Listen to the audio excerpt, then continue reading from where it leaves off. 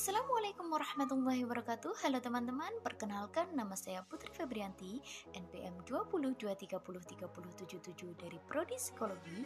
Pada kesempatan kali ini saya akan membahas sebuah topik yang sangat menarik untuk diperbincangkan, yaitu mengenai moral para remaja masa kini. Langsung dibahas. Apa sih moral itu? Definisi moral secara umum adalah suatu hukum tingkah laku yang diterapkan kepada setiap individu untuk dapat bersosialisasi dengan sesama individu agar terjalin rasa saling menghormati. Kata moral selalu identik dengan baik dan buruknya tingkah laku seseorang. Moral secara tersurat adalah hal-hal yang berhubungan dengan proses sosialisasi individu. Tanpa adanya moral, manusia tidak akan bisa melakukan proses sosialisasi. Moral bisa berupa perbuatan, tingkah laku, atau ucapan seseorang dalam berinteraksi dengan manusia lain.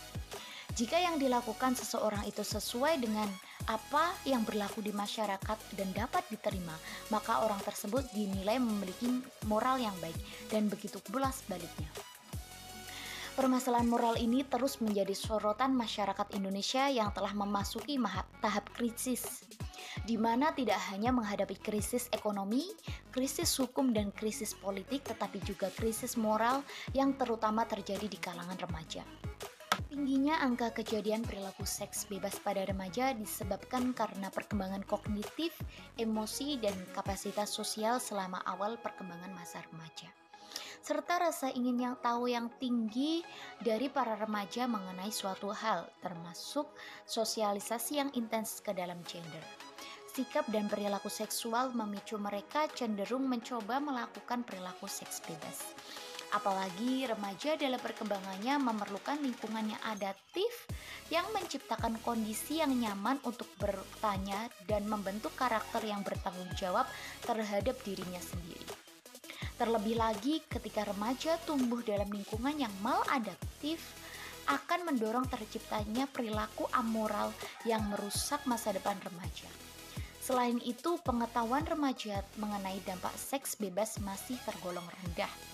Yang paling menonjol dari kegiatan seks bebas ini adalah meningkatnya angka kehamilan yang tidak diinginkan. Terlebih dengan makin berkembangnya kemajuan teknologi dalam mengakses informasi mengenai materi yang berkaitan dengan pornografi tidak bermoral para remaja yang selanjutnya, yaitu mengenai masalah narkoba. Masalah penyalahgunaan narkoba pada remaja terhitung sangat sulit untuk diatasi, karena penyelesaiannya melibatkan banyak faktor dan banyak pihak yang bersangkutan seperti pemerintah, aparat, masyarakat, media massa, keluarga, dan remaja itu sendiri. Masalah penyalahgunaan narkoba terjadi karena korban kurang atau tidak tahu apa itu narkoba.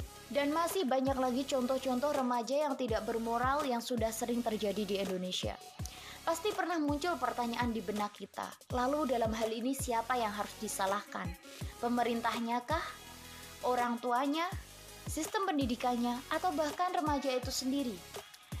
Dalam hal ini pada dasarnya yang harus diperhatikan adalah bagaimana cara mendidik putra-putri bangsa yang tidak hanya cakap dalam hal intelektual namun juga bermoral. Mengingat bahwa salah satu faktor mundurnya suatu negara adalah karena sistem pendidikannya, maka aktualisasi Pancasila harus diterapkan dalam berbagai aspek. Tidak hanya dalam lembaga formal namun juga lembaga informal, yaitu keluarga dan masyarakat.